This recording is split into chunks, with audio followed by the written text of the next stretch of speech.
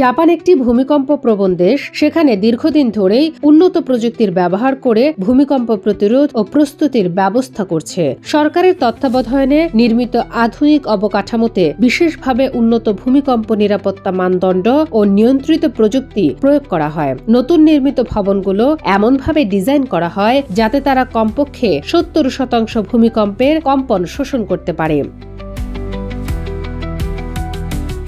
জাপানি প্রকৌশলীরা base isolation প্রযুক্তি ব্যবহার করেছেন, যা ভবনের ভিত্তি ভূমিকম্পের সঙ্গে সমন্বয় করে নড়ে। এর ফলে প্রধান কাঠামো সরাসরি ভূমিকম্পের প্রভাব থেকে রক্ষা পায়। পাশাপাশি উন্নত প্রযুক্তির সিসমিক সেন্সর বসানো হয়েছে, যা ভূমিকম্পের প্রাথমিক লক্ষণ শনাক্ত করে। সেন্সর থেকে প্রাপ্ত তথ্য সঙ্গে সঙ্গে জরুরি ব্যবস্থাপনা কেন্দ্র এবং স্থানীয় কর্তৃপক্ষের কাছে পাঠানো হয়।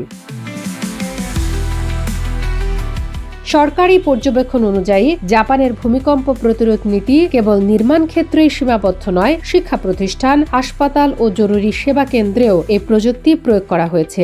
বিশেষভাবে যখন ভূমিকম্পের সতর্কতা পাওয়া যায়, তখন ট্রেন, মেট্রো সিস্টেম এবং বিদ্যুৎ সরবরাহ স্বয়ংক্রিয়ভাবে বন্ধ হয়ে যায়, যা মানুষ ও যন্ত্রপাতি দুটোই সুরক্ষিত রাখে।